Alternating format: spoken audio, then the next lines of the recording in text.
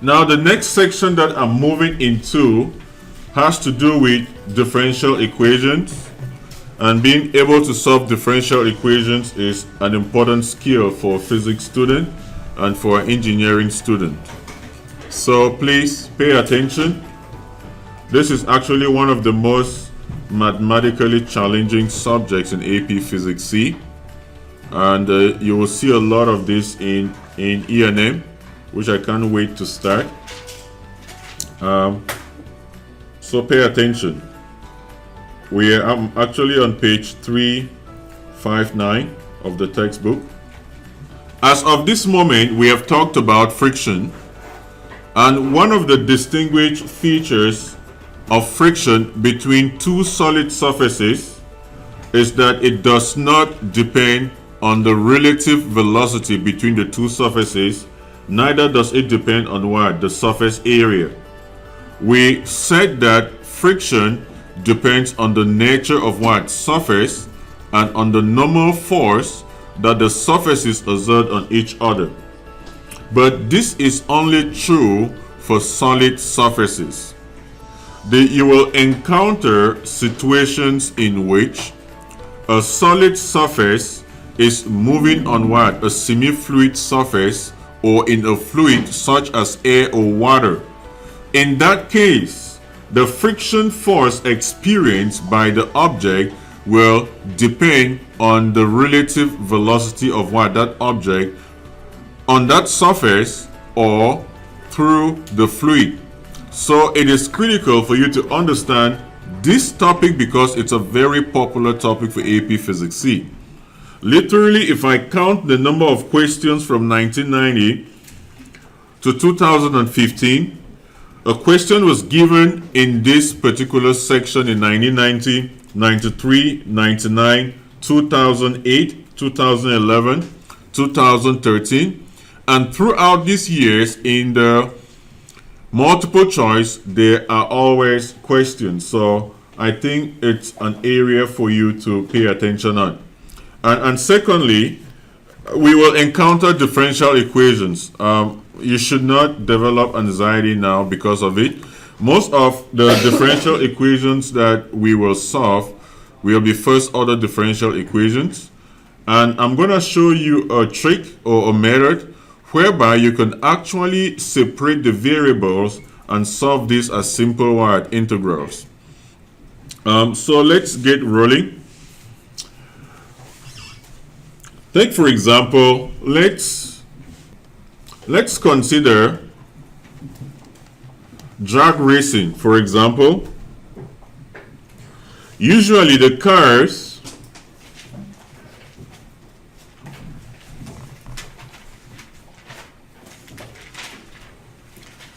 are designed to run at very high velocities, above 100 miles per hour, and therefore braking is an issue. The brakes installed in the cars are insufficient to completely stop the car at the time the car wants to be stopped. So as a result, parachutes are used.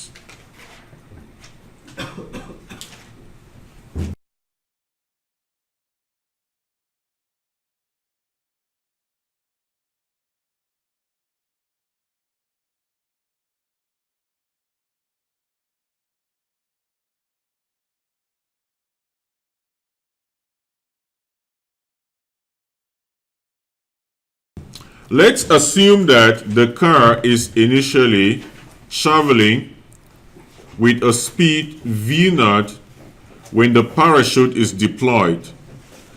And due to the presence of the parachute, what happens is that air exerts a backward resistive force F equal to kV, proportional to the speed of the car. So the question is, we're interested to derive the expression of how the acceleration, the velocity, and the position of the car varies during that limited period that the car is braking. Now, the very first step in solving this kind of problems is to, first of all, draw the free body diagram. remember that the friction due to air outweighs the friction due to the surface. So we are going to totally ignore the friction on the surface. So if we do the free body diagram, we will have a force downwards. This is mg. Normally, the normal force is acting on the tires. This is N, and there are 4, so there are 4. But I'm going to just put a total N here.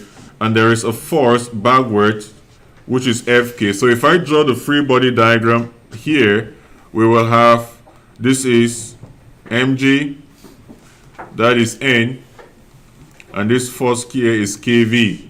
There is no force acting forward because the car is decelerating. But remember that this is the direction of motion. Now, that being said, if we apply the forces in the y direction, we will have N minus mg, which is equal to 0.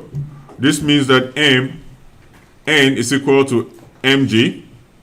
Now, if we apply the forces in the x direction, this is equal to ma, which implies that we have 0, there is no force in the forward direction, minus kv will be equal to ma. Now, this will give us negative kv equal to m dv dt. This is a first order differential equation which we can easily solve. If we separate the variables, we will have here negative k over m dt, all of this equal to what? dv over v. We are integrating. This is, pardon? ln. Yep.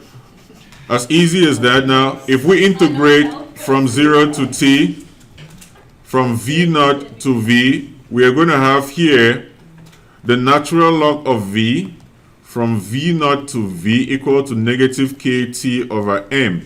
I have a question. Yes, please. How come it's not absolute value? Yep. We can put the absolute values. In math, it's important. In physics, it's really not that important. Okay. So, we will have here the natural log of v minus v naught equal to negative kt over m, which basically implies that v is equal to v naught raised to the power kt over m. That's all right.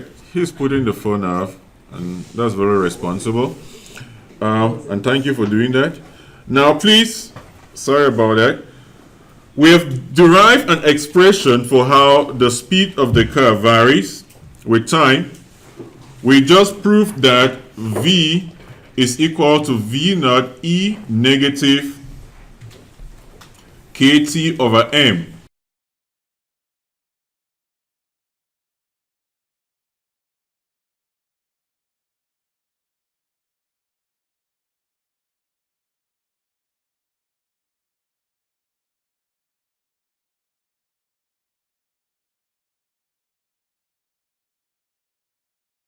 Remember, v is equal to v naught e raised to the power kt divided by m.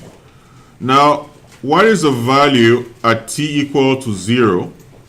At t equal to 0, this will be negative what?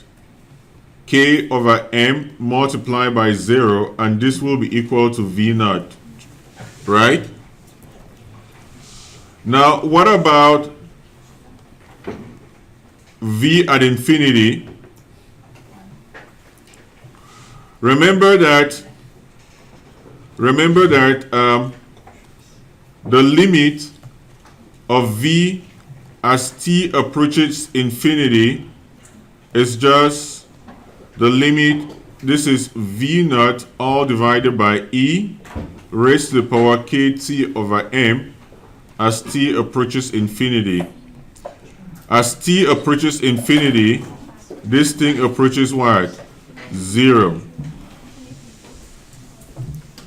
Therefore, if we draw our graph will look somewhat like this. That is V.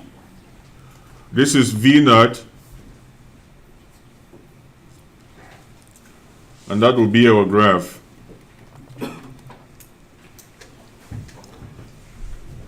The next step that we have to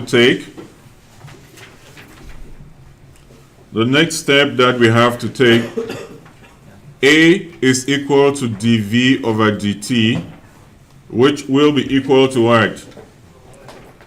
V naught bracket negative K over M. Is it K over M? Yep.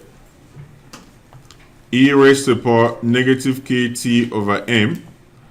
This will be equal to negative KV naught over M E raised to the power negative KD over M. So if we draw the graph of A against... This is for you. It's a kindness gram. Thank you. There's candy inside.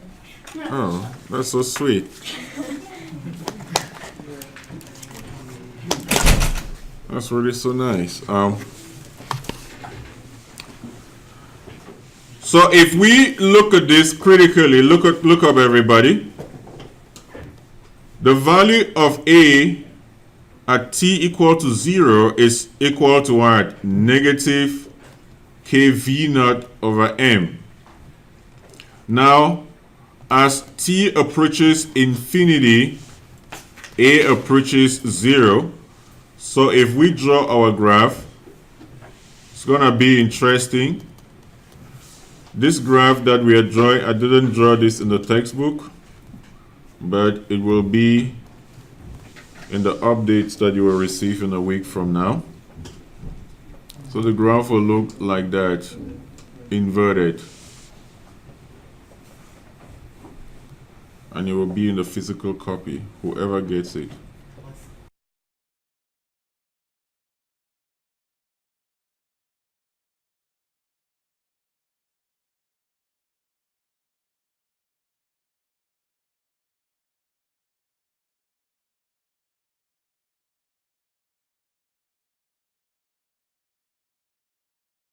So we have V equal to V naught E negative KT over M. We know that V is dx over dt.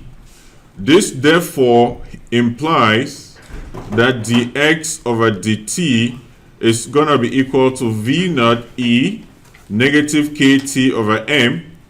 And therefore dx will be equal to V naught E negative KT over M dt. If we integrate from x naught to x, now we are going to assume that the object is initially at the origin later, and we're integrating from 0 to t. We will have x minus x naught, all of this equal to what? V naught bracket k, now the opposite, V naught bracket negative m over k e negative kt over m, and we're integrating from 0 to t. Initially the guy is at the origin, so x will be equal to negative v naught m over k bracket e negative kt over m minus 1, which can still be rewritten as, this would mean that x is equal to v naught m divided by k bracket 1 minus e raised to the power kt over m. So that is the expression for x. There will be one of these in the exam. Trust me. There will be 2 questions in the free response, as usual. One in velocity-dependent forces, and one involving inclined planes and coupled objects. So Practice. Practice. And if there is a tie on the first place, I'll give a tiebreaker for the person who will earn the textbook. And it's an expensive book, so that's a good price. And if I give the tiebreaker and they still have 100%, then all of them will get a book for free.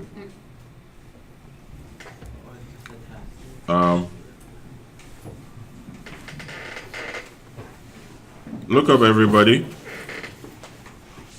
We have x equal to mv naught over k bracket 1 minus e negative kt over m. What you need to realize that at t, x naught is equal to what? mv naught over k. Now, as t approaches infinity, now, am I missing something? X naught should be 0. Sorry. Let's look at some critical values here. Please look up. Whenever you derive an expression like this, always analyze some important values like what is the value of that quantity at t equal to 0 and what is the value of that quantity at t equal to infinity. These are called the endpoints, and it often gives you the physical limitations of what the system. So at t equal to 0, x of 0 will be equal to what? mv naught over k 1 minus 1, which is 0. Which makes sense because at t equal to 0, the object is where? At the origin. Now, at x infinity is equal to, at infinity, this thing turns to what? 0. Wait. Now, look at it as t approaches infinity, e raised to the power kt over m approaches 0.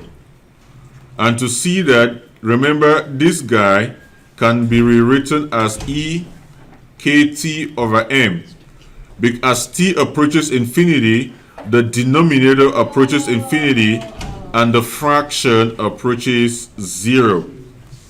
Therefore, we now have here mv naught over k. So if we draw a graph of x against t, it will be, this is mv naught over m. It's gonna be like that.